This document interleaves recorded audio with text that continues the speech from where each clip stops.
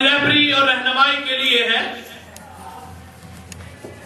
لوکا رسول کی مارفت لکھی گئی انجیل اربع، اس کا پہلا باب اور اس کی 26 آیت سے لے کر 45 آیت تک ہم تلاوت کریں گے۔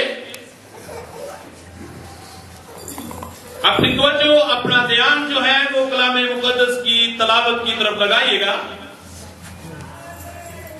کلام مقدس میں یوں تحریر ہے: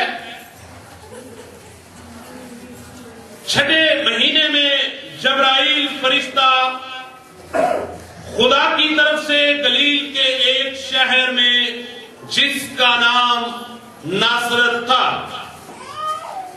ایک کنواری کے پاس بھیجا گیا،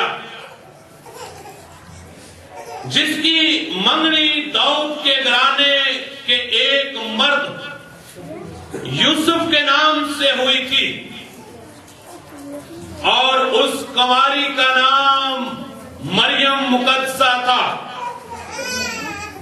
اور فرشتہ نے اس کے پاس اندر آ کر کہا، سلام تجھ کو جس پر فضل ہوا ہے، سلام تجھ پر جس پر فضل ہوا ہے، خداوند تیرے ساتھ ہے۔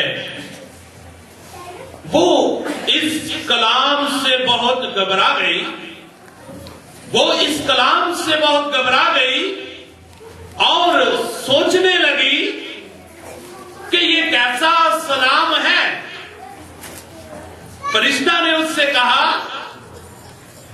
اے مریم خوف نہ کر، کیونکہ خدا کی طرف سے تجھ پر فضل ہوا ہے، اور دیکھ تو حاملہ ہوگی اور تیرے بیٹا ہوگا، اس کا نام یسوع رکھنا۔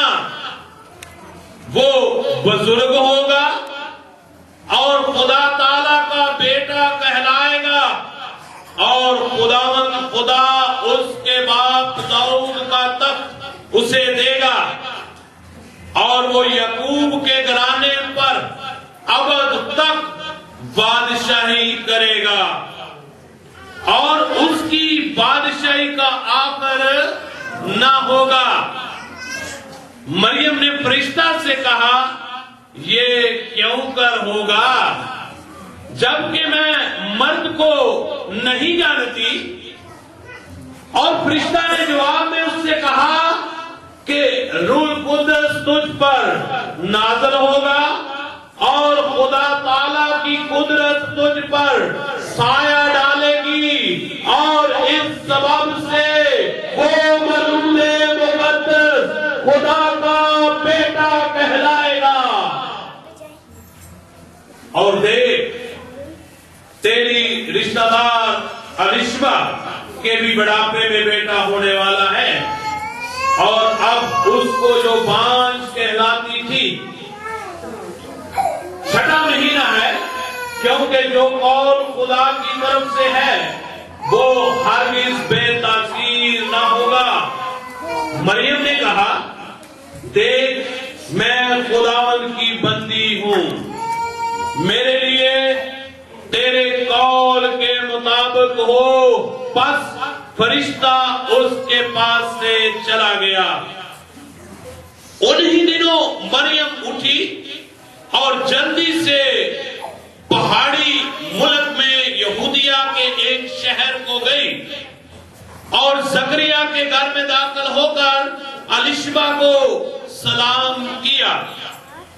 اور یوں ہی الشبہ نے مریم کا سلام سنا تو ایسا ہوا کہ بچہ اس کے رحم میں اچھل پڑا، اور الشبہ روح القدس سے بھر گئی، اور بلند آواز سے پکار کر کہنے لگی کہ تو عورتوں میں مبارک، اور تیرے رحم کا پھل مبارک ہے، اور مجھ پر یہ فضل کہاں سے ہوا کہ میرے خداوند کی ماں पास आई, क्योंकि देख यूं ही तेरे सलाम की आवाज मेरे कान में पहुंची, बच्चा मारे खुशी के मेरे रहम में उछल पड़ा।